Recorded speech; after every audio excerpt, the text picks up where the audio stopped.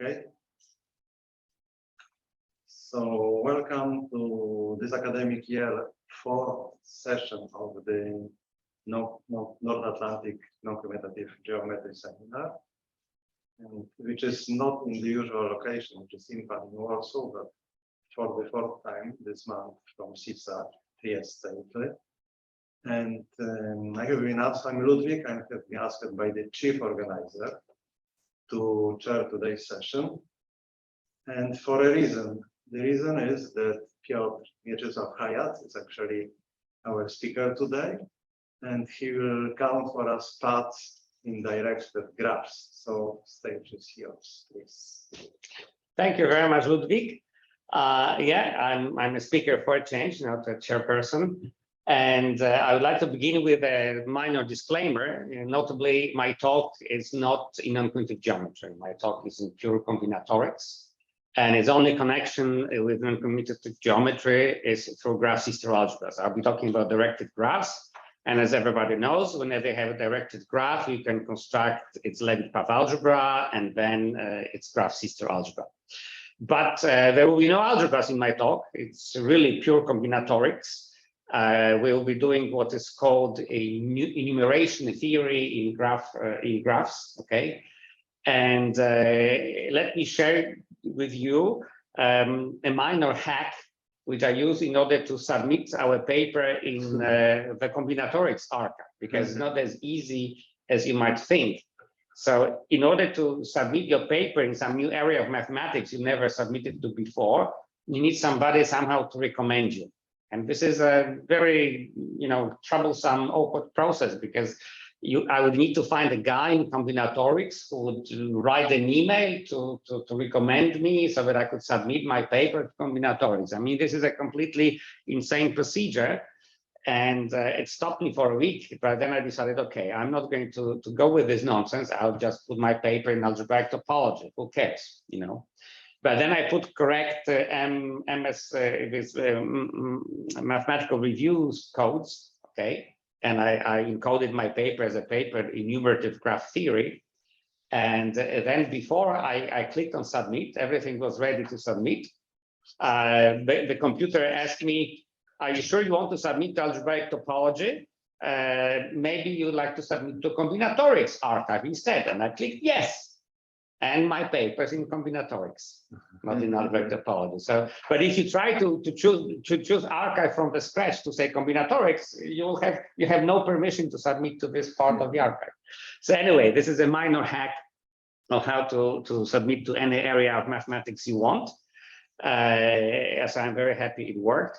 I also want to tell you a little bit of why it happened that I got involved with pure combinatorics.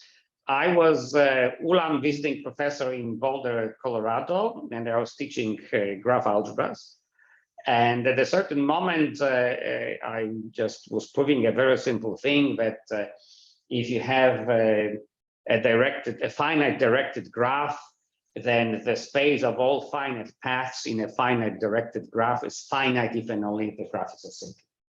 One way interpretation is obvious, because if you have a loop, then obviously you have infinitely many finite paths. But the other way around, you need to somehow make a quick argument.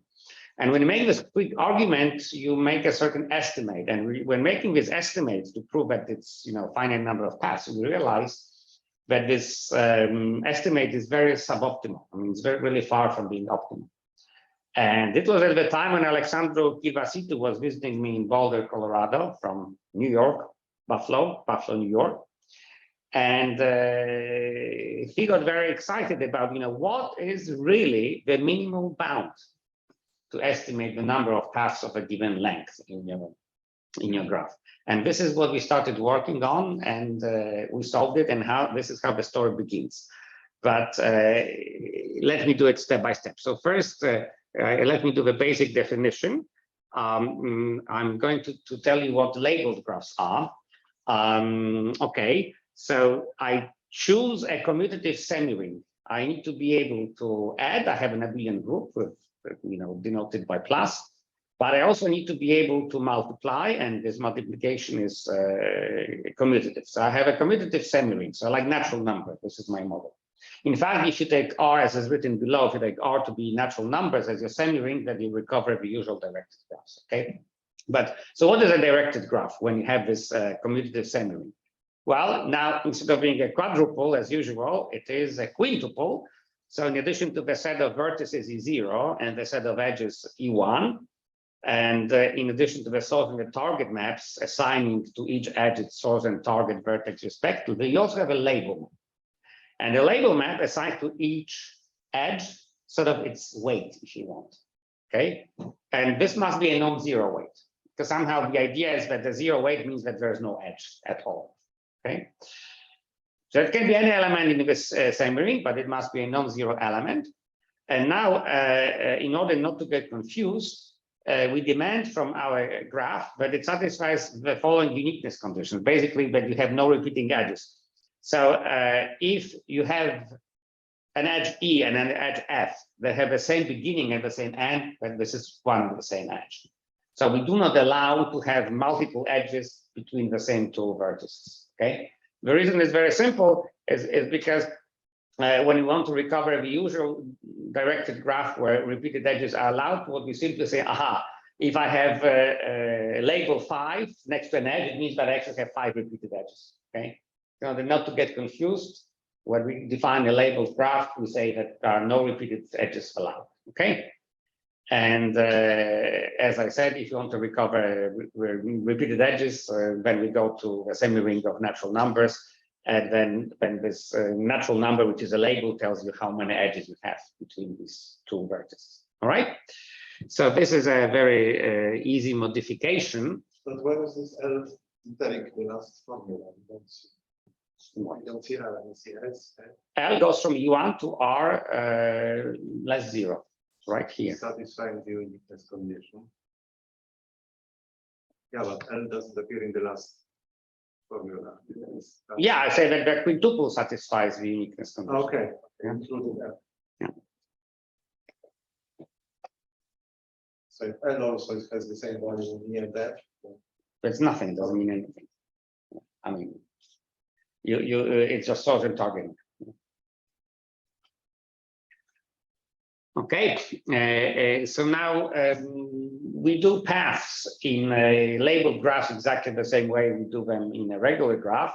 So a finite path in an R-labeled graph, E, is either a vertex, then it's a path of length 0, or it's a finite sequence of edges satisfying the obvious condition that the end of an edge is the beginning of a subsequent edge. So you must have that T of E1 is S of E2, T of E2 is S of E3, and so on and so forth, until you reach En minus 1, and the end of penultimate edge must be the beginning of the last edge. Now we can define a loop exactly in the same way as in regular graphs by saying that if the beginning of your path is equal to the end of your path, then we call it a loop or a cycle. And mind you, it's very important that loops are not, that vertices are not loops, okay? So a loop must be of positive length, okay? Because of course, when you take a vertex, the beginning of a vertex is the vertex itself, the end of a vertex is the vertex itself, but you don't call vertex a loop, right?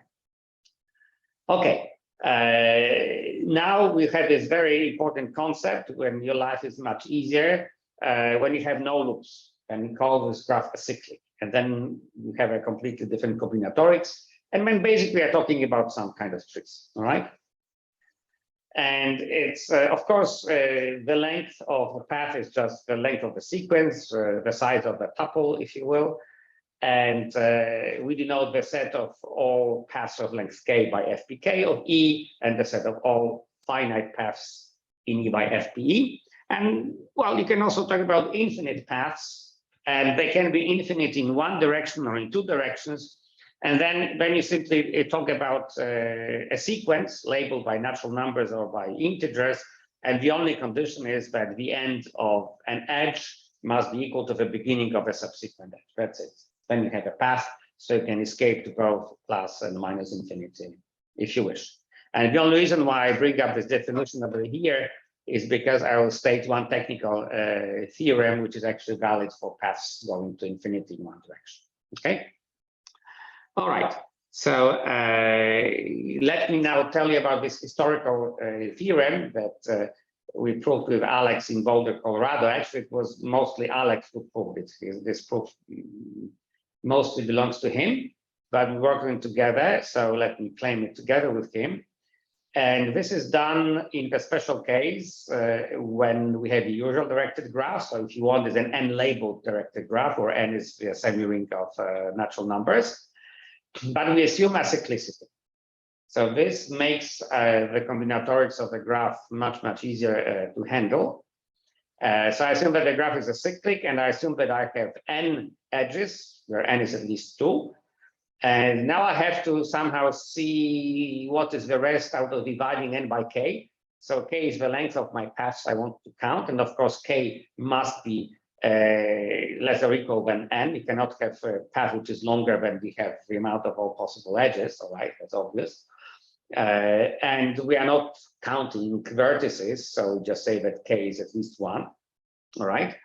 And I have to define these auxiliary numbers, lowercase n and r, and I do it in a very simple way. I just divide n by k, and I see what is the rest out of this division. So when I fix my r between 0 and k minus 1, then both r and lowercase n are uniquely fixed to give me this decomposition of n into nk plus r. And now I can say that the result is that there are at most n plus 1 to the power r times n to the power k minus r different paths of length k in this graph E, and the bound is optimal, which means that there is a graph for which this bound is achieved. Okay, and the way I would like you think about it is the following: imagine that you go to a casino and you want to play cards, and imagine that there are n cards and k players. And you deal the cards one by one. So then, of course, first n times k cards, then everybody has exactly n cards. But then you cannot assume that the number of cards is divisible by the number of players, all right? So you will have your r remaining cards and maybe one of each of the remaining cards to subsequent players. So some of the players will have n cards, some of the players will have n plus 1. Okay, so you will have exactly r players with n plus 1 cards, and you will have k minus r players with n cards. Okay, and when you raise these numbers to appropriate power, so n plus 1 is to r, n is to k minus r, and you multiply it out. You'll see in a second why that's the combinatorics that you need to count all paths of length k. Okay, I will not give you a proof. I will just show you an example of how it works. So let me give you two graphs. Both graphs have 16 edges. Okay, and if you take the first graph and you count all paths of length 3, then you will immediately see that there are 31 different paths of length 3 in this graph. I mean, it's not so easy to see in the graph. If you want to do it in a smart way, you go to the adjacency matrix. You write the adjacency matrix for this graph, you raise it to the 3rd power, and then you add all the entries. And then that's the amount of all paths of length k, of length 3 in this graph. Of course, because here the combinatorics is already, I mean, if you just want to classify all paths of length 3 in this graph, it's a bit of a hassle, all right? So it's much smarter to use the adjacency matrix. Anyway, the answer is 31, so it's a pretty small number. But now, So it's just a question of notation. Sure.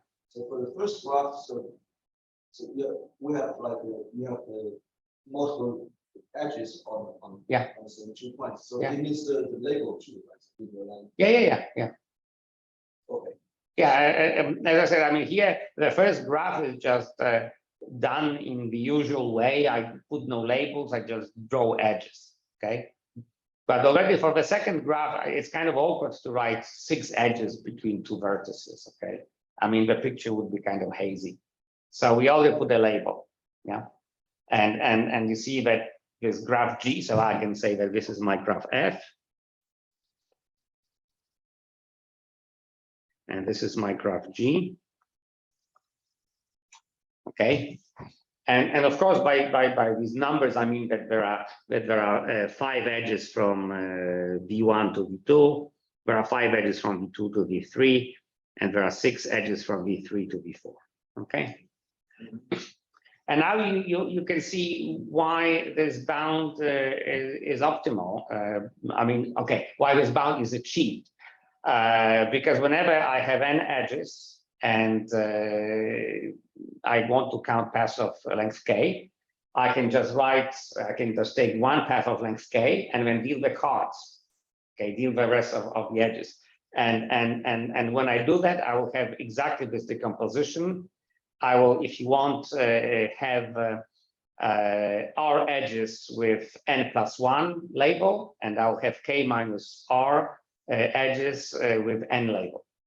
So then when I multiply it out, I will have, of course, n+1 to the power r and n to the power k minus r. And you can see that these are all paths. Now it's trivial to see that all paths of length 3 in this graph is 5 times 5 times 6.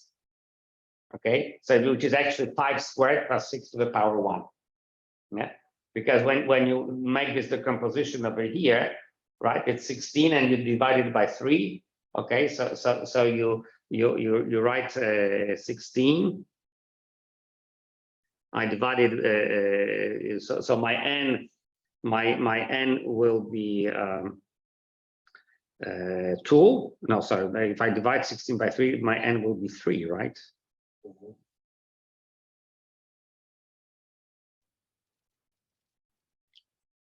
And so it should be 5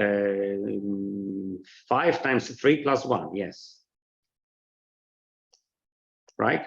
So r is 1. This is k, and this is lowercase n. Yes, so it's okay. You see, what I do, my r is equal to 1, okay, and n+1 is 5 plus 1, which is 6. So this is my number 6, and then I take n, which is 5, to the power k minus r, which is 3 minus 1, which is 2, which is 5 squared.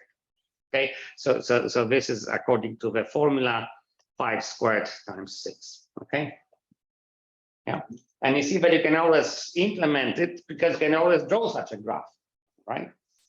And this was somehow clear from the beginning that this is the optimal bound. The problem was how to prove it. How do you know there is no other graph, bigger number of paths of length k, right? I mean, we have to prove that it's a bound. It's easy to see that this number is implementable.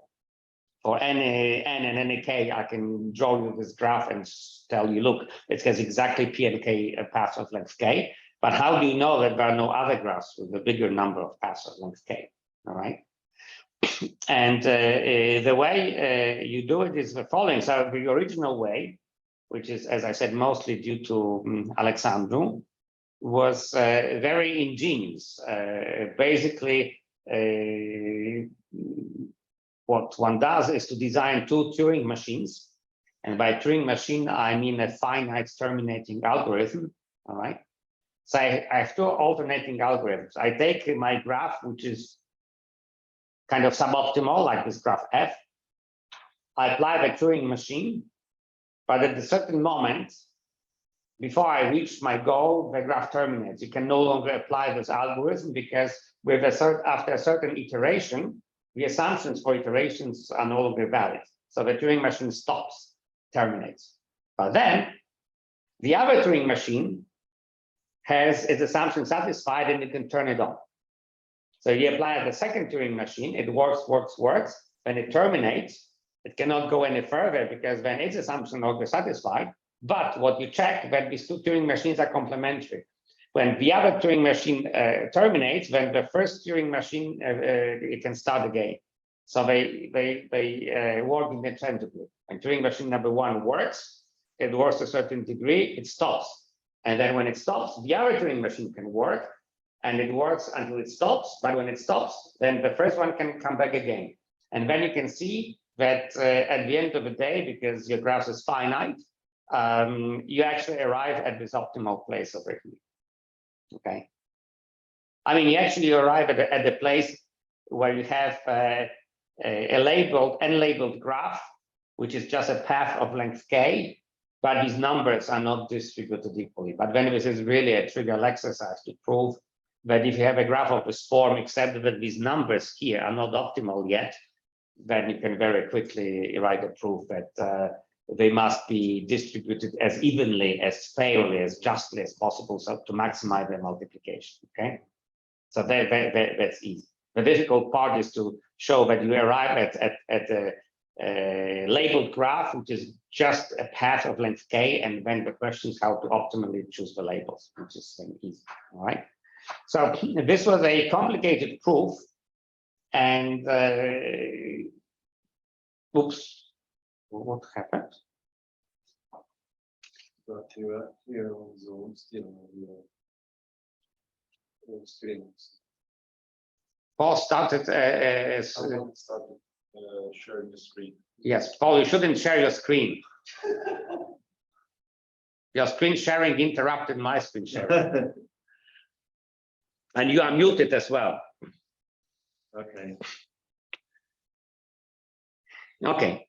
I'm very liberal, so I allow everybody to share screen. But when you start sharing screen, you kill my screen. Maybe I can stop sharing. No, let's leave it. Paul, we cannot hear you because you are muted. I see that your mouths move, but you are muted. Oh, now, can I ask a question now? Yes. Your graph F on the screen here, F, is that graph acyclic? Of course. Well, wait a second, of course. The graph looks to me like it has many loops. No. They go right on. Okay. No, because you see, Yeah. Is that because of direction? Because each graphs are oriented, directed. Okay. Yeah, I see. You mean to make a loop, you have to follow the given direction of each edge. That's okay. So when you have one edge like this and another edge like that, there is no loop because you cannot go back. Okay. Yeah. This way and come back. Then there is a loop. Okay. Yeah. So your graph F, because of this requirement to follow the given direction, you're saying your graph F is according to your definition is acyclic. Correct. Yes. Okay. All right. Yep. Okay. So yeah, and the proof was very, very long. It's, I think, 3 full pages in LaTeX in a paper. So that's a very long proof. And it took me 3 full hours to give a complete proof in my lecture course. So this is quite a proof. And we spoke to people who are really doing combinatorics of graphs, to see first if it's something that everybody knows. And it seems that it's a new result that nobody knew before. And then many people tried to give a simpler proof. There are many attempts to simplify the proof. And each time this attempt was wrong. I mean, you'd think, and then no, but at this place, there is a mistake, all right? So for a very long time, for some years, it was really hard to simplify this proof, which was kind of annoying because 3 pages, 2 Turing machines. I mean, this was very complicated, okay? And recently, Alexandru proved a very beautiful result. The nature of what is really happening, and not only this truly significantly simplified the proof of this theorem, it allowed us to prove a stronger theorem on which I was working with Oskar Stachowiak for like 2 years, but we couldn't prove it. We could prove it in a special case, but we couldn't prove it in full generality. We were lacking one crucial piece of technology, which was provided by Privacito recently, okay? And this is what I'm going to explain. So this is, if you want, a motivating theorem. It has its version when it's labeled. And also it translates into some linear algebra issue, because you can translate this property into matrices. Then a cyclic graph, it means that your matrix is important. And what you're basically saying is if you have a Sorry, I should have mentioned here, I didn't say whether this graph is finite. I said it's got finite many edges, but it's obvious that if I have any vertices which are disconnected from edges, I can just dump them. They will not have any bearing on the counting of paths, all right? So I mean, I do not assume that the graph is finite, but for all practical purposes, by a trivial argument, you might as well assume that the graph is finite, okay? Because all vertices which are not at the end or the beginning of an edge can be discarded. They cannot influence counting paths, right? Okay, so let me continue. I want to mention two results which are technical. They simply help us to put up some arguments. The first lemma, yeah, already tells you where we are driving at. So now I take it to be an R-labeled graph, and I claim that if any edge repeats itself in a path of length k in E, or this path has too few vertices, you know, if it's a fixed path, it should have at least k vertices. It might be all right. But if it has less than k vertices, then it means that you somehow have to make some repetition, all right? And then we claim that then there is a loop of length less than k. So basically, you can now see where we are driving at. We want to go to a situation in which I'm no longer cyclic, but I do not allow loops shorter than k, all right? So this is why I need this result. I'm saying that if any edge repeats itself, then there, in a path of length k, then there is a loop of length less than k. That's a very easy lemma to prove, okay? And then another one is no longer so easy, but it should be well known. And here I need infinite paths. So if E is an R-labeled directed graph, and if there exists a path that is finite or infinite, but only in one direction, I mean, it must have like the maximal or minimal number. So natural numbers or negative numbers, negative integers. And if you have such a path, which in which you can non-trivially rearrange edges into a path, if you want to make a permutation, permutation can be a bijection from natural numbers to natural numbers. If it is non-trivial and you still get a path, but again, it means that there is a loop in E. Okay, and this has a big conceptual meaning because, well, it's kind of clear what you should mean by a subgraph of a graph.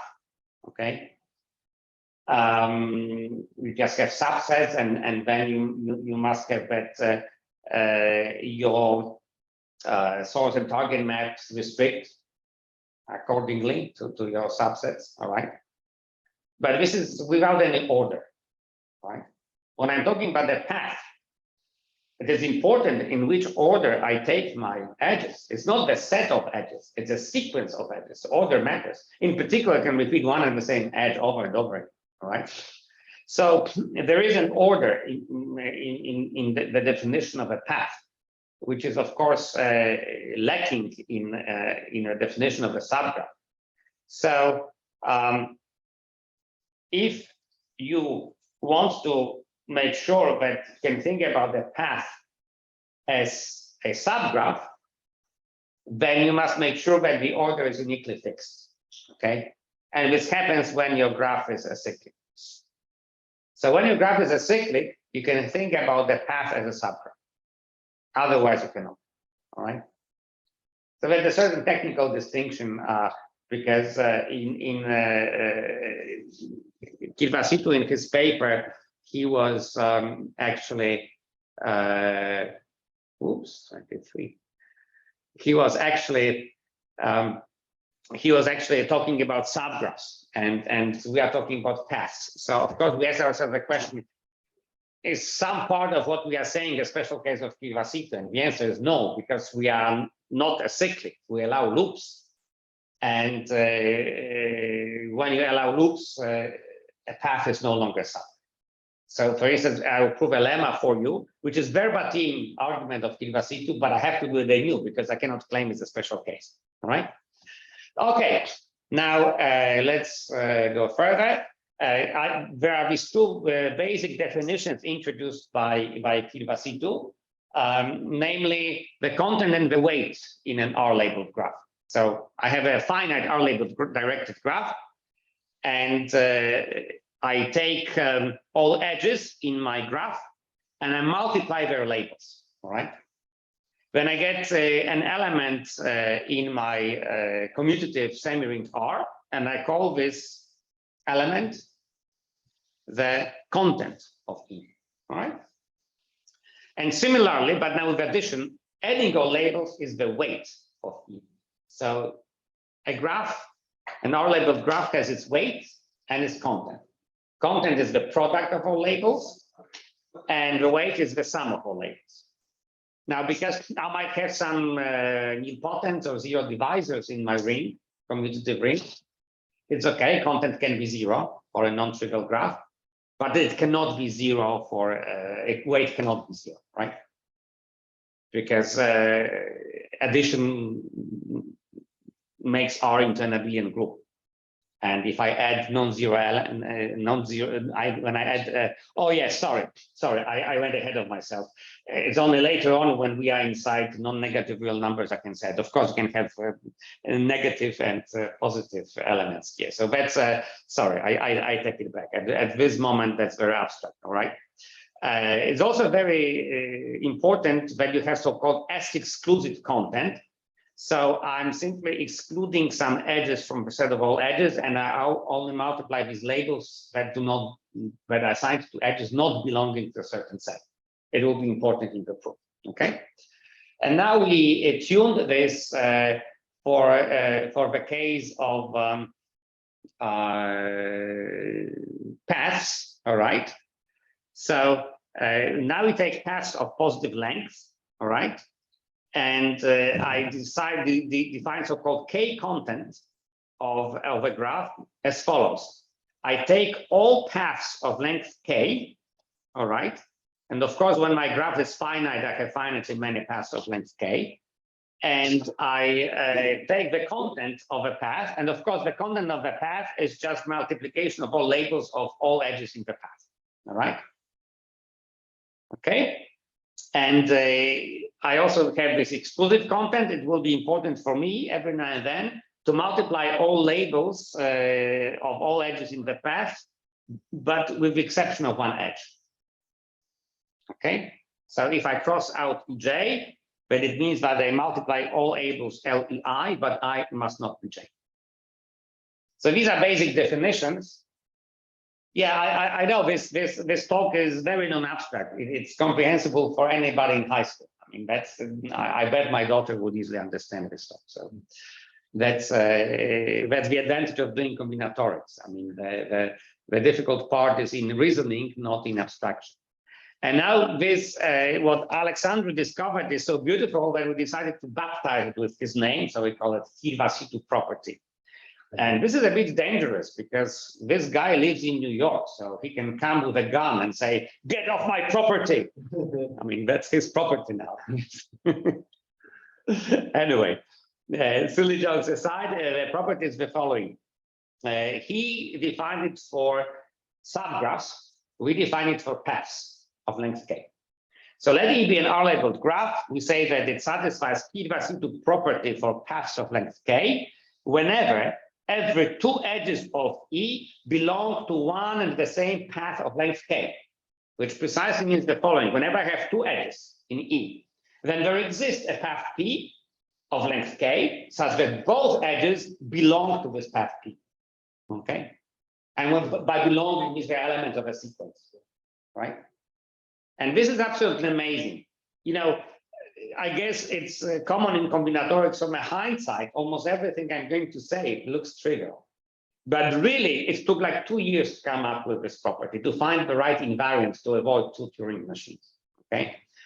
But I'm getting ahead of myself. So now, when you know what Kirvasitu property is, here comes our first crucial lemma. So we take now R to be a sub-semi-ring of non-negative real numbers. So now everything is positive. All right, so now the weight cannot be zero. The weight cannot vanish. And by FG and R, I denote the set of all finite R label directed graphs of weight n. Okay. And then I'm claiming that if I want to take the supremum, achieve a supremum of k contents of a graph E, okay, so I'm taking all finite R label directed graphs of a fixed weight n. And now for each of these graphs, I can compute its k content. And I'm looking for the optimal graph at which this k content is maximized. So I'm looking for a supremum. All right. We said this finite, so supremum is maximum, but okay, let it be like this. Right, because when no, sorry, this is not with no, I take it back. It's finite, but because we are using real numbers, I can make my label as small as possible, so I can run with a number of edges to infinity while keeping constant weight. That's what's impossible with natural numbers, right? If my weight is n, but I cannot have more than n edges. I mean, because then weight is the number of edges. But here, yeah, I can say that my weight is a fixed number n, positive real number n, but then I can run with my number of edges to infinity. So yeah, sorry, so this is not the finite set. I take it back. All right. So supremum is the right choice to call it. And this lemma, which I'm going to prove, is that the supremum is achieved over a very beautiful and small subclass. The supremum is achieved over graphs satisfying Kirva-Situ property for paths of length k. All right, because then these graphs you can classify. In general, it's too complicated. Yeah, but because I'm interested in computing the supremum, all right, I have a huge set, and I'm computing a supremum of a certain function of the set. Then it's very convenient to know that the supremum of this particular function of this particular set is achieved over a very small subset of the set. Okay, then my analysis is much simpler, because when I work with a small subset, I can classify elements and do calculations. The set of all finite graphs of weight n, blah, blah, blah, that's a huge set. It's not manageable combinatorially. And now let me prove this theorem. And as I said, we had to do this theorem anew because we are not acyclic. So subgraphs, paths are not subgraphs, but it is verbatim. This proof belongs 100% intellectual property rights to Alexandru. I'm repeating his arguments word by word. I'm just using contents of a path instead of contents of a subgraph, but there is absolutely no change in the reasoning, okay? All right, and I think that this is quite beautiful. This argument is quite beautiful. So I take two edges, E and F, all right? And let me assume that they do not belong to the same path of length k, all right? So I'm going to show you that then I can do some search on my graph and have another graph with the same. Oh, there is a question in chat. Beautiful aside, profound even. Okay. Okay. Whoops, no, I have to kill this. Yeah. So I denote by SE and SF the sets of all k paths containing E and F respectively. And because I assume that they do not satisfy the Kirva-Situ property, these sets are disjoint. Okay, because we are sets of paths of length k, and in one set I have only paths containing E, another set I have only paths containing F. So the intersection is empty by the assumption on E and F. All right. Next, without the loss of generality, I can assume that one of these two numbers is bigger.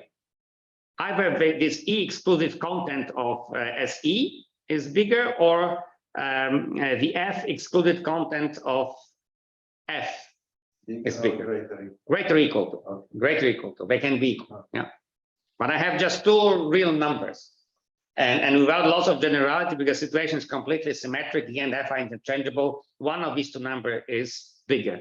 And somehow I would like to draw your attention to this fact, because this is precisely, in my opinion, what allows us to get rid of two Turing machines.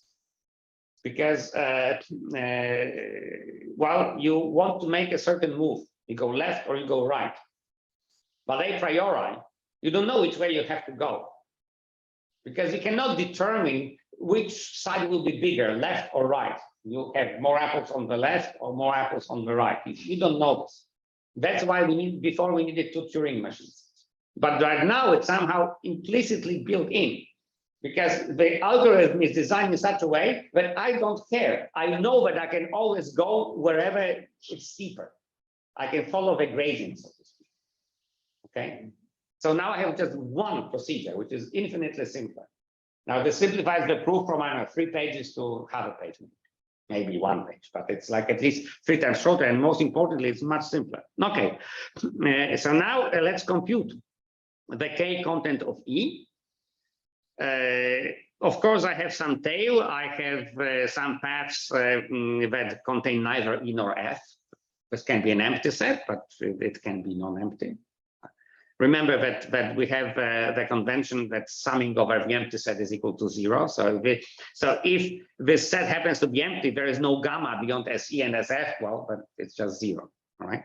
But a priori, we can have paths which contain neither of these 2 edges. Okay. And then, well, you have all paths. Mm-hmm. Yes. So can you remind me what's the notation for the slash E? App? No problem.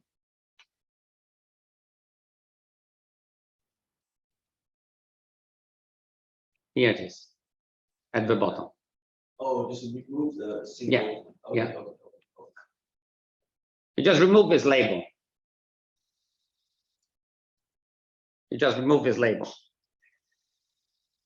Okay, so the first equality is obvious, because either my path of length k has an edge E, or it has an edge F, or it has neither of them. That's it. This is how I decompose my set of all paths of length k. But now what I'm doing in order to do calculations, I remove the label LE from the content. I mean, this LE is in every element of a sum, so I can pull it out in front of the whole sum. I do the same with LF for the second sum, and the tail remains untouched as before. Okay, and now we make a certain surgery. And now we produce a new graph E prime with the same weight n by eliminating the edge F. And I eliminate the edge F because of this inequality. If it were the other way around, I would eliminate the edge E. So I eliminate whatever is smaller. Okay, so I eliminate the edge F, adding its label to the label of the edge E, so that now the label of E becomes LE plus LF. Okay, so we have like 1 edge less. But the weight is the same, because the sum of all labels is the same, because edge E took the label of the edge F. All right.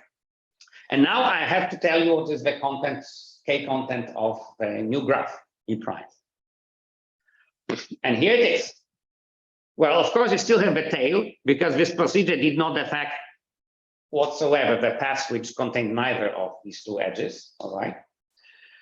But now here, I only have a set of all edges containing E, because now there is no edge F. It's gone. All right. But now the label that I have assigned to this edge E is not LE any longer. It's LE plus LF. All right. So the k contents of E prime is equal to LF plus LE plus LF times the sum of the exclusive content of all paths alpha that contain edge E. But when I compute the content, I do not use the label for E, because I have to replace it with LE plus LF. All right. So now I subtract the 2 things. Okay. And when I do the subtraction, of course, the tails are gone. All right. So I don't have to bother about these paths gamma anymore. You see, remember we had this sum over gamma not belonging to SE union SF. Here again, we have a sum over gammas not belonging to SE over SF. So this is subtracted, it's gone. And now, of course, I have the first term, okay, minus the other 2 terms, right? So now when you look at LE times the sum, well, so this LE and that sum, they cancel, right? So I'm left with LF times this sum, and of course I have that term. So now LF is the common factor, I pull it out, and I have LF times the sum over alpha in SE, exclusive content of alpha with respect to E, and the same for F. And now remember the assumption. We assumed there's inequality here, right? So this means that what I have over there is non-negative, right? And now I'm basically done, because then now we proceed by induction. So here the finiteness assumption is very important. We could try to extend it to arbitrary graphs, because, you know, once you have in your semi-ring, which is a sub-semi-ring of real numbers, once you have rational numbers, well, you can always divide and you can keep the content while running with a number of edges to infinity. You can, of course, get even infinitely many edges with finite content. I mean, if your content is pi squared over 6, I mean, you can have countably many edges, and every edge with a weight 1 over n squared. Okay, sum of 1 over n squared is pi squared over 6. So that's of course possible. But I don't know how to do induction when your number of edges is infinite. So here we rely on the assumption that we have finitely many edges, and this procedure of going from E to E prime reduces the number of edges, the number of labeled edges, by 1. Okay, so at the end of the day, this must stop. And because each time we do not decrease the desired K content, well, at a certain moment, we must arrive at the situation in which I no longer can find two edges which are not in the same path of length K, right? And then I know that I can really compute my supremum over all graphs that satisfy Kivasitu property for paths of length K, right? So honestly, I mean, it looks so trivial when I look at it now. I mean, this is completely trivial. This proof is nothing. But to come up with this idea, it took 2 years, and it took this brilliant insight of Alexandru to come up with this idea. All right, it's totally non-obvious. It's obvious from hindsight that this is the right way to proceed. But for starters, that you should look exactly at some exclusive contents, that was not obvious. And it was really helpful somehow to remove this mess of multiple edges by saying, okay, let's do our labeled edges. So sometimes going to a slightly higher level of generality cleans up your situation and makes it more manageable. This is what happened here, because this R labeled graph is in fact easier than a regular graph, because I have no repeated edges. I just have labels. And for these calculations, you don't care whether you count real numbers or natural numbers. It's irrelevant. Positive is positive, whether it's natural or real. Okay. So I guess this is the end of the proof. And yep, let's go on. Now there is another lemma, which is a key lemma. We have to somehow classify graphs satisfying Kivasitu property. I will not give you a full proof. I'll just give you an outline of a proof, but it goes like this. So I take some positive integer k, and I take a finite R label graph E, and I now assume that I have no loops shorter than k, and I also want this graph to be connected. So I want to remove, because it's a classification lemma, right? I want to classify all graphs that satisfy the Kivasitu property under the assumption that there are no loops shorter than k, all right? And if I want to classify all graphs with some property, I better remove some stupid cases. And the stupid cases are when you have some irrelevant vertices floating around, which are not connected to your edges, okay? So I assume that when you take the union of the images of S and T maps, then you get all vertices. So each vertex is either the beginning or the end of an edge. Otherwise, you dump it, okay? And of course, I want to talk about non-empty graphs. I don't want to talk about, you know, I mean, there are no algebras, but for the empty graph, I would have a zero graph structure. Okay, so the claim is that then the only such graphs satisfying Kivasitu property for paths of length k are either, you know, straight open paths of length k or loops of length k. That's it. Sorry, no. First one was correct, but the second one, the length of such a loop, okay, and I have this assumption on the number of vertices so that I don't have intersections. So my loop doesn't go like this, you know. I don't want this loop to be self-intersecting. It is supposed to be a simple path, and the simple loop, you know, I have basically as many vertices as edges if it's a loop, or one more vertex than the number of edges if it's a path. Okay, so either it's a path of length k, I mean labeled path of length k, then obviously the Kivasitu property is satisfied because every two edges are in the same path because there's nothing beyond this graph. Or I have a loop, but it is of length m, which is less than 2k minus 1. And you can easily see why I chose 2k minus 1. Because if the length were 2k, right, then I could have, in a loop of length 2k, I could have two paths of length k, which do not intersect each other. And then I can take one edge in one path of length k, and another edge in another path of length k, and the Kivasitu property would fail, all right? But if the length of my loop is 2k minus 1, I cannot have two disjoint paths of length k in my loop. They must intersect at least in one place, all right? But the claim is that that's it. That there are no other graphs satisfying these assumptions. That's it. You either have a path of length k, an open path, or you have a loop of length m, where m varies from k to 2k minus 2. Right? So I have finitely many graphs that satisfy the Kivasitu property. This is what I told you about why this Kivasitu property is as important, because now I'm saying, all right, when I want to compute this supremum, it's actually the maximum over this set. Okay. And now my life is much easier because I can do calculations. With a finite set, I can do calculations. Yeah, you have a question. So this is about notation. So the length of path has nothing to do with the labels. No, nothing. The length of path is number of edges. Okay. In your sequence. And then just intuitively, how does this label just come? Because we're just counting numbers of path, right? So yes. Why the labels matter? Well, I mean, this goes back to the first example. You see, what is this? Here. What is the number of paths of length 3 in this graph? It's 5 times 5 times 6. So we multiply the labels. So the contents of this graph is the number of paths of length k. Okay, right? Okay. Yeah.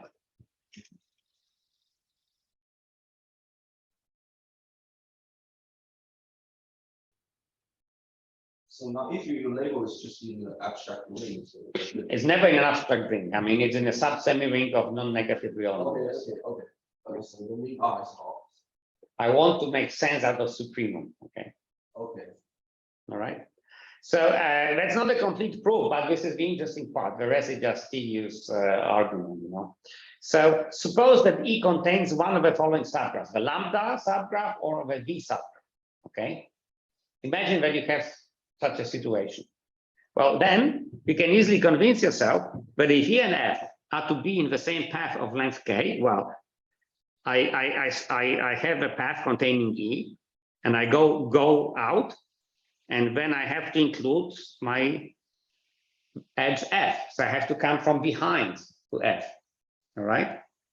But now you can easily convince yourself that if the length of this path containing both E and F is at most k, then the length of the loop based at V must be at most k minus 1, which violates our assumption.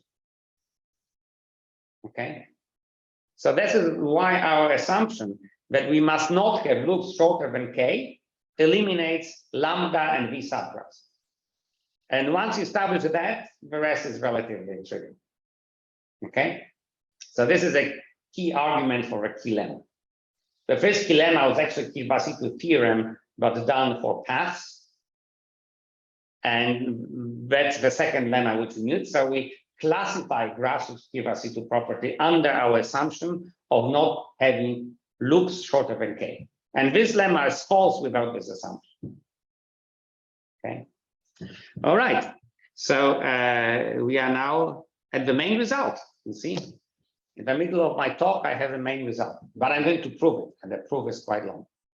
Okay? But the result is very simple to phrase. Let E be a directed graph with n at least 2 edges, and we choose k as before, right? It's at least 1 at most n. When we decompose it into lowercase n and the rest r. And now we assume, this is our fundamental assumption, we assume that there are no loops shorter than k. Then I claim that there are at most k times p and k, different paths of length k, and the bound is optimal. And I like the story of how Oskar Stachowiak joined me in these endeavors. He was the youngest student in my course on graphs and graph algebras in Warsaw. I think that back then he didn't even have a bachelor. He was an undergraduate student. And when I was presenting this theorem joined with Alexandru, mostly his theorem, then he asked me a brilliant question. So what would happen? What would happen if we would allow loops, but we would demand that they cannot be shorter than k? And this was amazing, because if you allow arbitrary loops, combinatorics is trivial. If you say that your graph is finite but can have loops, then you have Hawaiian earring and n to the power k, as I showed in my electricals in CISA, is the optimal bound, which is achieved, and combinatorics is trivial. I mean, there's nothing interesting in counting paths of length k in an arbitrary finite graph, because Hawaiian earring does the job, all right? So somehow you have this phase transition. When the size of your loop is at least as big as your path, then combinatorics again is non-trivial. All right. But we couldn't prove it. We couldn't prove it. We could prove it from the start only in a simpler case. You see, combinatorics is much easier, and the proof of the initial theorem, as much as the proof of this theorem, is very easy when the length of your path is at least half of the number of edges. So as long as k is greater or equal than, n over 2, that's no problem. Or maybe strictly greater, I don't remember, right? What must have be if I was strictly greater? So k strictly, I'm being messy, so let me clean it. And now write it down. I want k to be strictly bigger than n over 2. And then combinatorics becomes much simpler, because once you have one path of length k, the remaining number of edges is not much enough to construct an independent, non-intersected path of length k. You must recycle the edges from your first given path of length k. And once you realize it, you can quickly prove it. No, Turing machines know nothing. I mean, it's a nice exercise, okay? And it also holds in here, no problem. Yeah, the same argument. It's maybe 3 slides long proof, complete proof, okay? But we couldn't go beyond it, and we needed the Skill-Vasitu property to proceed. Now, let me first write you in points of how we are going to proceed. Or there is another question in chat. Just to be sure, the bound is k times p and k, not just p and k. Exactly, yes, yes. And you can very easily understand why. Because when and of course, the bound is optimal because I draw a loop of length k. So this is a loop of length k. So obviously, if I assume that my path starts at the fixed vertex, okay, then obviously I have p and k different paths of length k at most. But I can start my path at any vertex, and there are k vertices. So this is why I have k times p and k. So that part is obvious, but actually I was going to say later on in one of my points. Okay.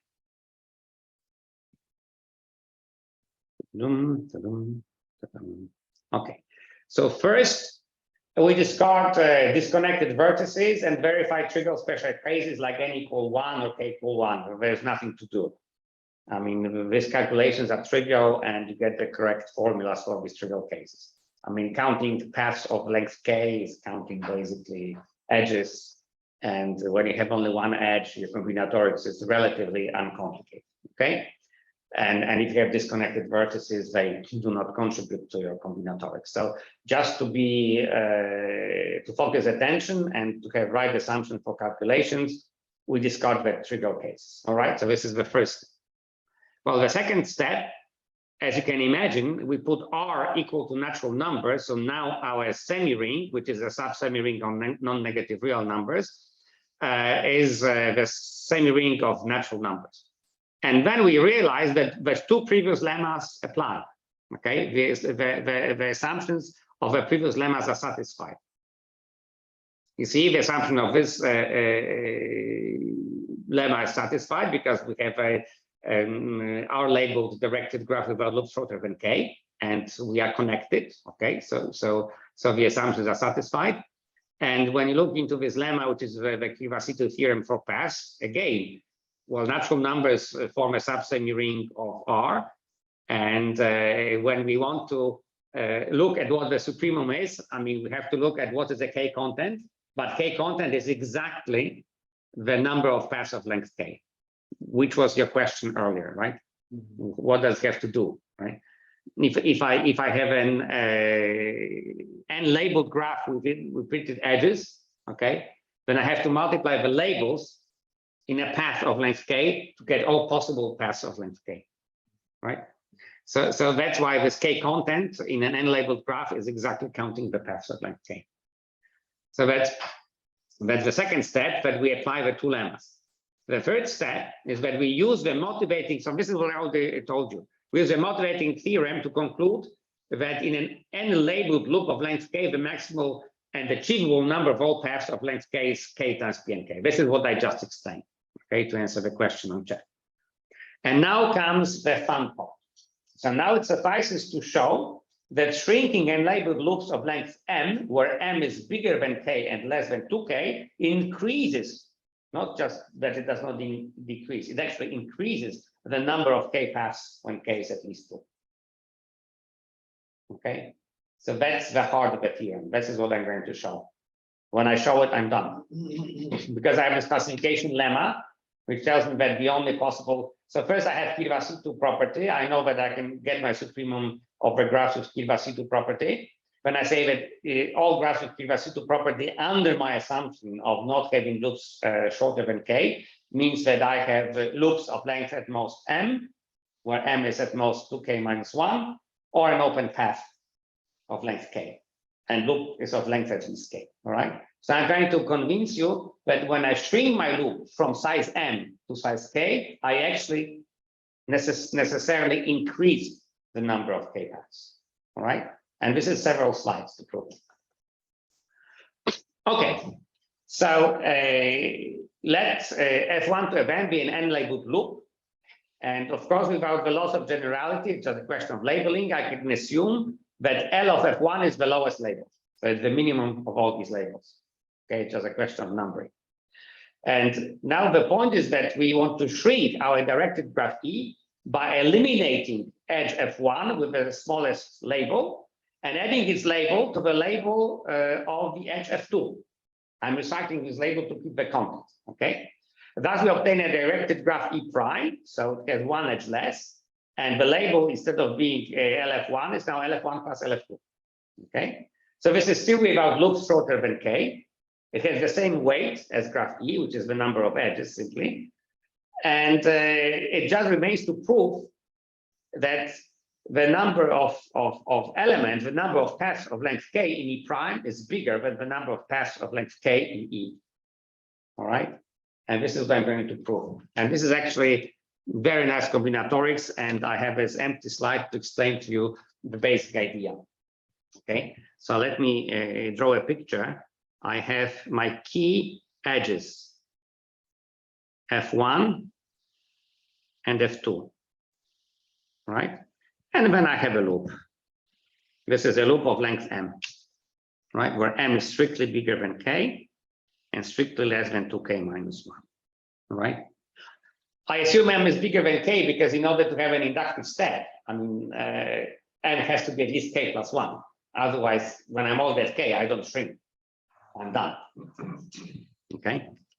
And And of course, this procedure goes by induction, obviously, because with each step, I shrink my loop.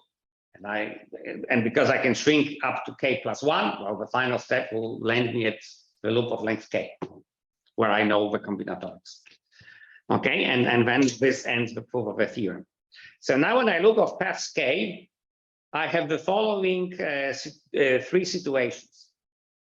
Either I have a path of length k, it begins somewhere here and somewhere there, but contains both edges, F1 and F2. Hello, George. Hello, Canada. Or it can happen that I have only F1 but not F2. Or it can happen that I have F2 but not F1. It can also happen that I have neither F2 nor F1. Yeah. I forgot to unmute, so hi, okay. Okay, so this is how I'm going to count the stuff, all right? And then in the next step, when these two edges are fused together, so I have this F1, F2 edge fused together, my loop is by one edge shorter, I'm only going to count the loops, sorry, the paths of length k, but do not contain the special edge, and paths which do contain the special edge. Okay, so here, when I look at F, P, K in E prime, well, I'll just have a disjoint union of two sets, containing the special edge and not containing the special edge. Here I have 3 or even 4 cases, having F1 but not F2, having F2 but not F1, and then having both or having none. So basically 4 cases, all right? Okay, so that's the basic idea. And now with this idea, I can do my calculation. So by S1, I denote the subset of all paths of length k containing F1. S2, all paths containing F2. And this is in my graph E. Now by S2 prime, I denote all paths in E prime, all k paths in E prime that contain F2. Because F1 is gone now, right? I recycle its label to F2, there's no F1. Okay, and now I shorten notation in order not to write this all LFI. I say if I write pi from X to Y, I mean that I really multiply all labels starting from X and ending at Y. So pi 1, 3 means L of F1 times L of F2 times L of F3. Okay. All right. Remember that our semi-ring is the semi-ring of natural numbers. So these are just natural numbers. Okay, so first I'm computing the content, k content of E, then I'll compute the k content of E prime, and I'll subtract the two numbers and prove to you that they are positive, that the difference is positive, okay? So first I have a tail, right? I look at all these paths of length k that contain neither F1 nor F2. I don't care about them because this surgery on the loop, the shrinking of the loop does not affect them at all. They'll get subtracted, okay? This is just some redundant tail. Of course, it can be empty if my loop is already short. Okay, and then if you look at this notation, you should see that what happens here. All right, I distinguished, so that's here, this is the unique situation when F2 is my first edge and when I have F3, blah, blah, blah, blah, blah, until the end, okay? So this is the only path of length K which contains only F2 and does not contain F1. There's no other choice. Because the loop is too long for me to hit edge F1 by going around. The loop is too long for this, okay? So if I want to have F2 and F1, well, F1 must precede F2 in my path, okay? And this is which is captured in here. All right, and if you look into this funny special case, when J is equal to K plus 1, you see that this will be an empty set. Because when J is equal to K plus 1, I have minus K plus 1, so I multiply from n plus 1 to n. That's the empty set of indices.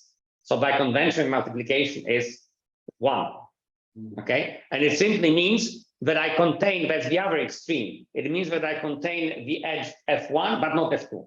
So simply my path of length K terminates at F1, and there's only one such path. Okay. All right. So now, next step, I keep the tail all the time the same. So this is here just for the ride. It doesn't impact anything. So first, what do? I take the special case of j equal to 2 out. Okay, I put j equal to 2. So now I start summing from j equal to 3. And for j equal to 2, I have pi 1, 1, but pi 1, 1 is just LF of 1. So I pull it aside.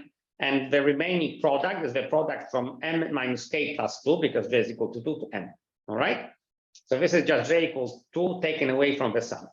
Then I sum from j equal to 3 to k plus 1, and then the rest remains the same. And the next thing which I do is the following. I keep the first term as before. What I do here, I relabel my I change my dummy summation index. So j is a dummy summation index.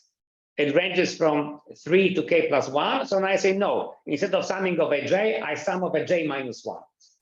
So now my j minus 1 ranges from 2 to k. All right. And then here instead of j minus 1, I have j. And here instead of j, I have j plus 1. Okay. So that's the same thing, just with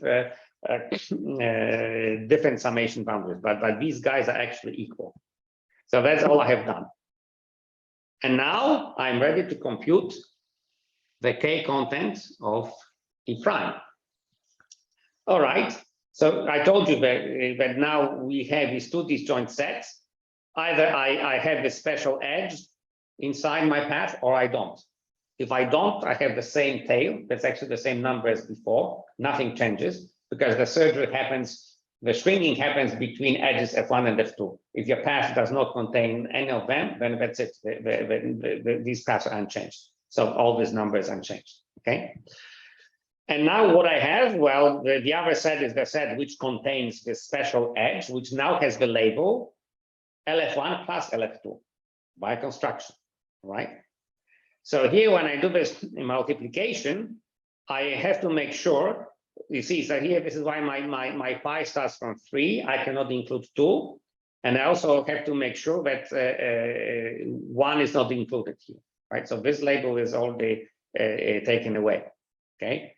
So if you look carefully at indices, I mean, this is what happens. It's there is no edge F1, and this edge F2 is taken away because now there's a special label, which is the sum of the labels. So this pi starts from 3, not from 2. Okay. And now, well, what do? I take LF1 times the sum, and I keep it here. But now when I take LF2 and multiply it with this pi from 3 to j, well, I can just change it into pi 2j. Because I multiply pi 3j by LF2, but this is pi 2j. Okay? So that's what changes here. I just included this LF2 in that part, but now in the second sum. All right? And then the tail remains untouched. Okay. Now what next do I do? As before, I have this special case. I take this j equal 2 outside, exactly as I did it before.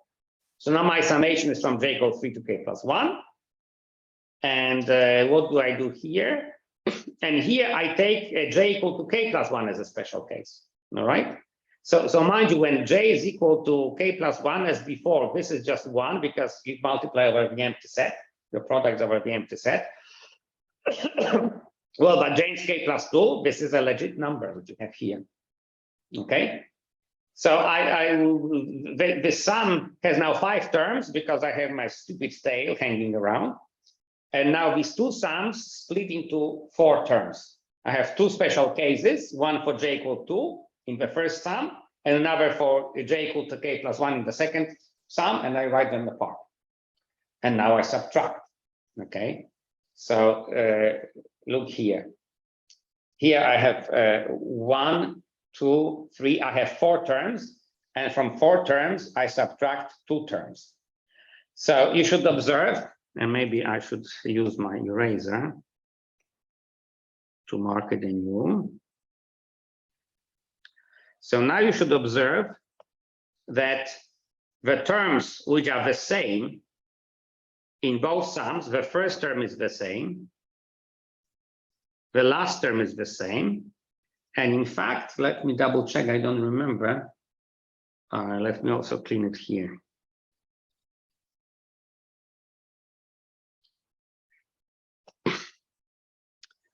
Okay, the last term is the same, the first term is the same, and I think that also the second term is the same. LF1, j from 3 to k plus 1. Okay, let's double check.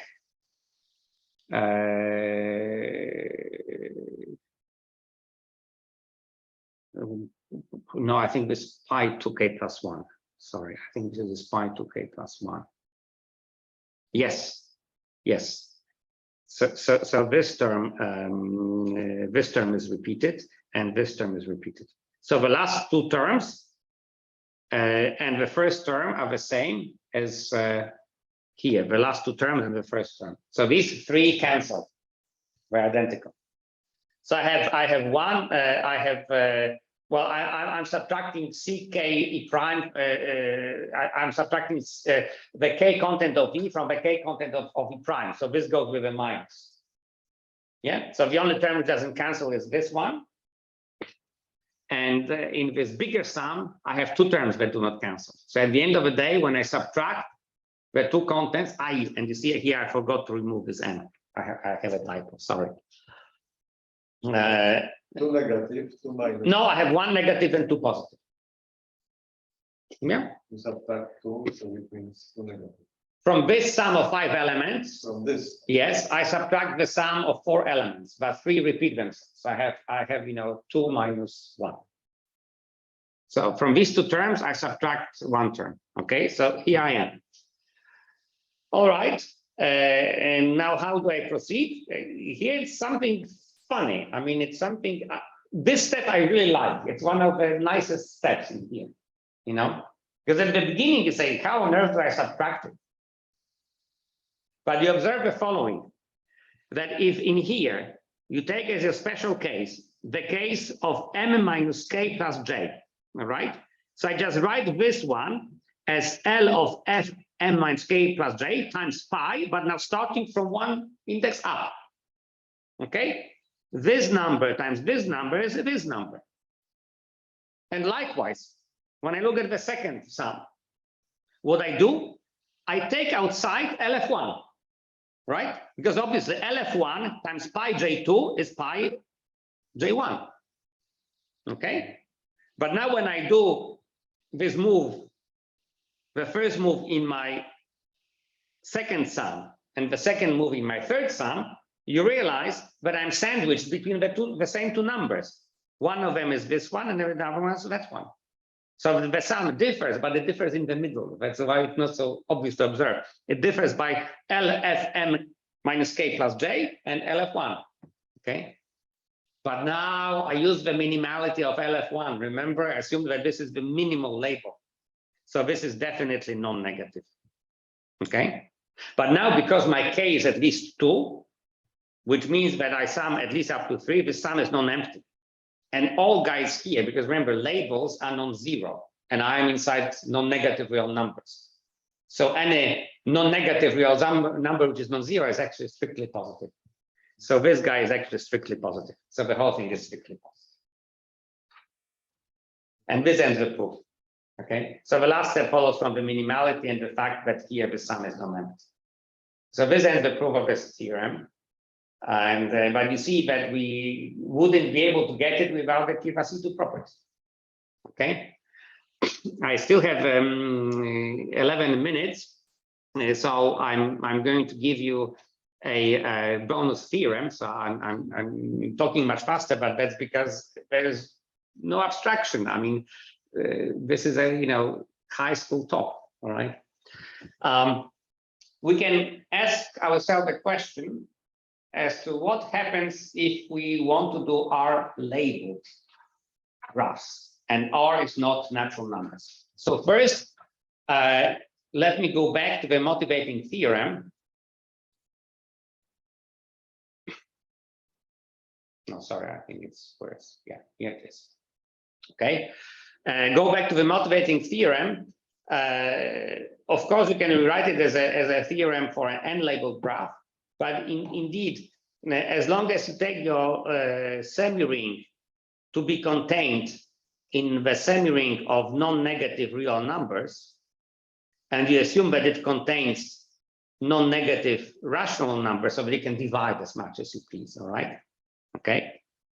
When your semi-ring is sandwiched between non-negative reals and non-negative rationals, all right, then in fact, the Kiribati property works perfectly in this case, and you can very easily convince yourself that now, because you are no longer within integers, no longer within natural numbers, the same idea works, except for the final step. You're not dealing cards, you know. You have continuum of cards, maybe, you know.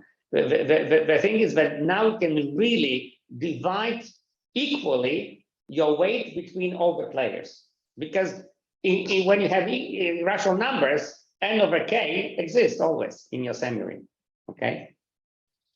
So you can have perfectly equal distribution of goods. You have k players and you have n goods, so each player receives n over k goods, and you don't care if it's not a rational number. If it's not an integer, okay?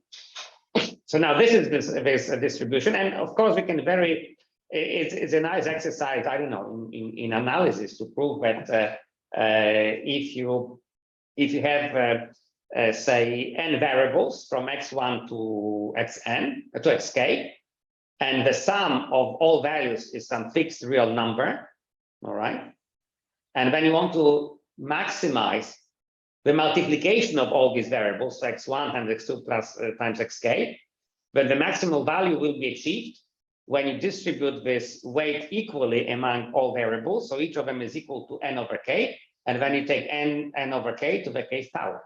This is a nice exercise in analysis, okay? But that's very easy to prove. So this theorem holds for an R-labeled graph, where R is sandwiched between non-negative rationals and non-negative real numbers, except that now this number will be n divided by k to the power k. No special cases, no rests, you know, no division, okay? So with this in mind, what you can do, you can basically verbatim. So first, remember the two lemmas are done for semi-rings, for R-labeled graphs, where R is a semi-ring, okay? Which is a sub-semi-ring of non-negative real numbers. So all lemmas are already more general. And when you look at my elaborate proof of a theorem, come on, have I used anywhere the integrality of my numbers? Yeah. I mean, no, I didn't. Yes. So can I have a related Sure. question? So yes. So here, I mean, so you are using the fact that when you're counting the number of paths, you multiply the labels, right? Yeah. That's the sort of the multiplication principle. Yeah. So that's how do you relate the labels to the number of paths. Correct. But then how do you abstract this? Because label means that you have 5 means that you have 5 edges from the point. I very easily abstracted. I no longer say that I'm counting paths. I'm just computing biggest content. That's why Kiribati cooked up this beautiful definition of the content. Okay, okay, that didn't make sense. But Yeah, of course. Yeah, of course. So if you look at the way I phrase this theorem, I write content. There is no paths. No, I'm not counting paths. I'm looking at the supremum of the content. Okay. But what I'm trying to say is that when you do this theorem for the acyclic case, all right, then you can very easily convince yourself that that's the answer. Okay. Because you have a Kiribati property, and it works. And then the only thing that you have to maximize is this. You have to use this exercise in analysis, right? I have n variables; they add up to a fixed real number. And what is the maximal multiplication that I can obtain if each and every one of them is positive? And the answer is n over k. We raise it to kth power. It's n over k to the power k. That's the maximal content, right? no longer counting paths, because maximizing content. But of course, that's just a simple exercise in analysis. What is still non-trivial with this combinatorics, I have this R labeled graph of a fixed weight, all right? And now I have to prove that I can compute the supremum over these special graphs with Kawasaki property. And then again, you can prove an analogous lemma as we did with loops. But then this lemma is even simpler because this lemma, which lemma?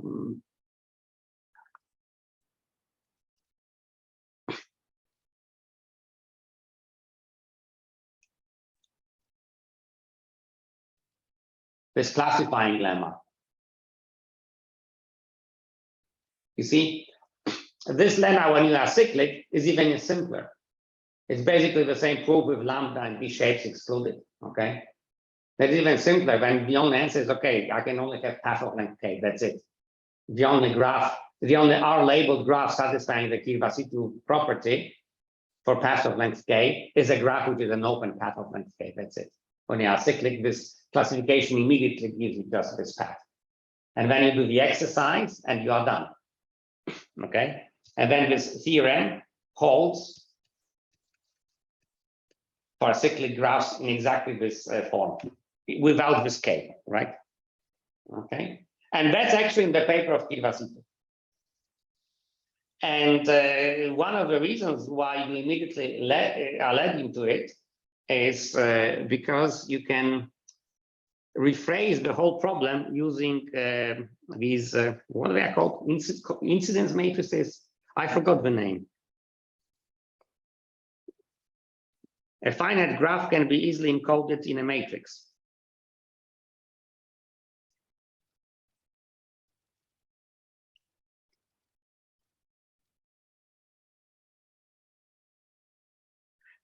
Okay, so I take a matrix, which is the size, which is the number of all vertices. So I label rows and columns by vertices. And what is an entry of a matrix? So I'm at row I and column J. So what is the number I put here? I put the number of edges going from vertex I to vertex J, all right? But when I'm in our label graph with no repeated edges, what I put here is just the label, okay? And if I have 0 here, it means there is no edge. And the beautiful thing is that if you want to now see, okay, so this is counting edges, and how about path of length k? Simple. You raise this matrix to the kth power, and then the numbers that you achieve there will be the numbers of paths of length k from vertex I to vertex j. Isn't it beautiful? All right. So now we can reformulate this theorem very easily. You can say, okay, so I'm asking about nilpotent matrices. Nilpotent means acyclic. Yeah, acyclicity is tantamount to being nilpotent. I'm asking about nilpotent matrices over, say, natural numbers. And I'm asking about the property for what matrices I maximize the number, which is the sum of entries of the kth power of this matrix. And then everything comes to non-commutative algebra. Yeah, so now I have non-commutative algebra. Bravo, Ludwig. That's my link to non-commutative geometry. Okay, and you know, but when you talk matrices, this counting of edges seems completely redundant. Immediately you ask a question: why don't we use real numbers? Okay, and then you ask the same question for matrices, and you try to solve it for matrices. And then you realize, okay, so you divide n doesn't have to be a natural number, it can be a real number. Your metric size is still a natural number, but okay, you divide your real number by natural number, and you have real labels. And you immediately see that in order to optimize the stuff, you go above diagonal, and above diagonal you just put n over k at each entry. Yeah, and this will be optimal. This will give you, this will maximize the sum of all entries of the kth power of this matrix. Okay, so that's why going to these label things was nice, but Alexander made a beautiful move. He came back from matrices to graphs. So from graphs, where you go to matrices and say, okay, so these are matrices over a semi-ring of natural numbers. But when you look at matrices, why natural numbers? Why not the semi-ring of non-negative real numbers or rational numbers? But then he went back and said, okay, so I still am talking graphs. Doing this combinatorics with graphs is easier, but now these are our labeled graphs. Okay, and that's what he proved in his paper. But now, of course, we can use our assumption that we have loops not shorter than k. All right, the two lemmas already hold in this. Oh, yeah, I should finish now. They hold at this level of generality. And if you look at these arguments over here, everything works over any subsemi ring of real non-negative real numbers. Nowhere in between I use the fact that the numbers I'm writing here are natural numbers. I'm comparing real numbers, really, that's all. And therefore I can conclude this bonus theorem where I'm no longer using the semi-ring of natural numbers, okay? I have a sandwich ring between reals and rationals. And instead of counting halves, I'm counting, I'm majorizing the k content, okay? And that's the answer, because again, as before, I just have to multiply by k, because the classification lemma will give me a loop of length k, so I can have k starting points in the sum. Yeah, exactly. I will have, you see, once I have a loop, an R-labeled loop of length k, then I have exactly k different paths over there, because I can choose a different beginning. That's all. Okay, so the sum will have k elements, but for each element, I'll have exactly the same k content, which is p and k. I mean, not p and k, n over k to the power k. So this is how you get this result. And this is time for me to end the talk. I just remind you about an open problem of how you handle infinite graphs. Okay, as long as you assume that your semi-ring contains rational numbers, you can easily have finite weight with infinitely many edges. But then Kirvasitu theorem, and in our case lemma, doesn't work, because you cannot do an induction over an infinite set like this. Okay, I think it's time to stop. Thank you very much for your patience. For the talk. There were already some questions and comments. If there are others, okay. Thank you. I see some people graphing, but not on my computer, on your one, on your screen. Okay, so please, are there other questions, comments, suggestions? Complaints.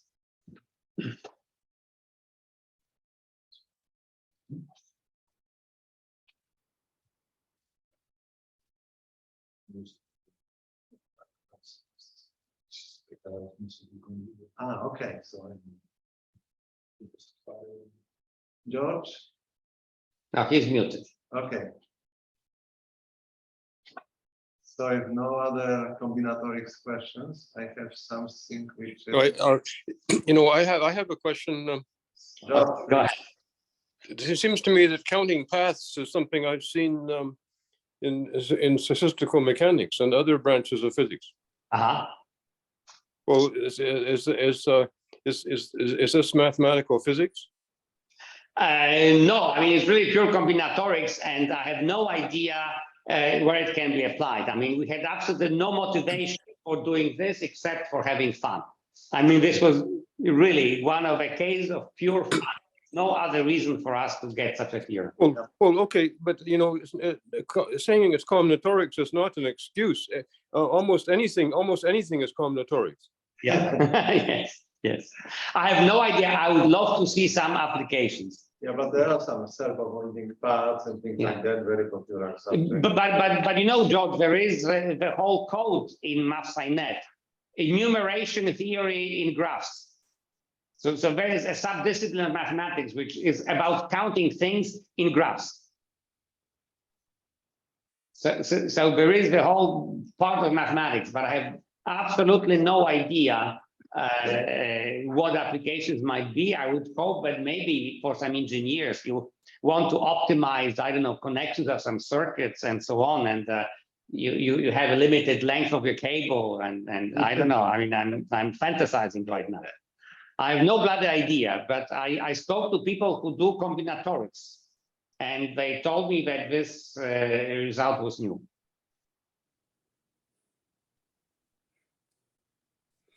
I'm afraid I didn't. Afraid I didn't follow everything you this afternoon, and I'm wondering if you, to what extent you have related these computations to structure of the C-star algebra. That's what I said at the very beginning. There is no relationship that I can see. If you were doing just path algebras, not graph algebras, but path algebras, then the number of paths of length k would be the dimension of a direct summand of your path algebra. But the moment you go to, Levitt path algebras or graph sister algebras, that's it. I have no idea even what this number means, what it is that I'm optimizing. Of course, this was a question I asked myself immediately. Yeah. Yeah. It has its meaning in this incidence matrix, and incidence matrix computes a K theory. So I don't know. Maybe it has some application, but I have no idea. I would love to see some applications in non-commutative geometry. Yeah, but anyway, thank you, and it does. I think anytime someone can actually do something, it's interesting. But this seems to be particularly interesting. Thank you so much. And the paper is on the archive, so it's a very short, simple paper, which is in the combinatorics part of the archive, which required big efforts to do. Okay. Other questions, comments? Adam? Yes, so maybe I would like to ask about the following thing in the context of groupoid and also even for groups.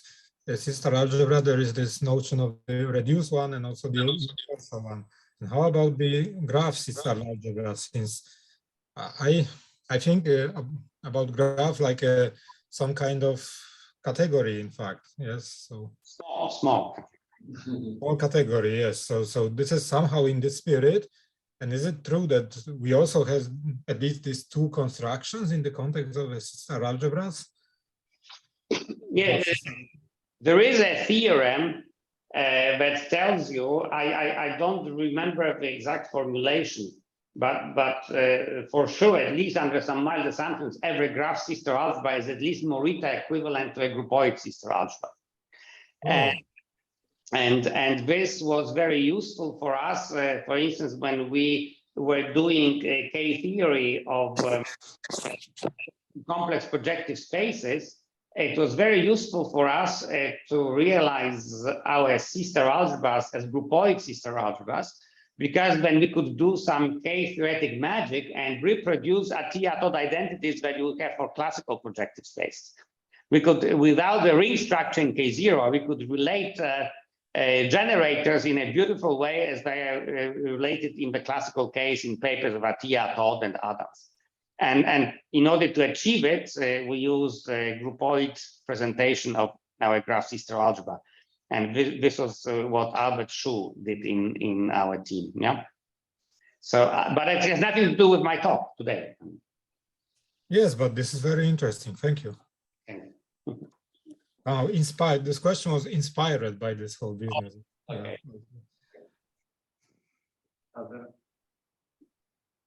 Well, Tomek is always a canonical option. Tomek is a canonical option, but he's muted, but So the question is, not this time. Not this time.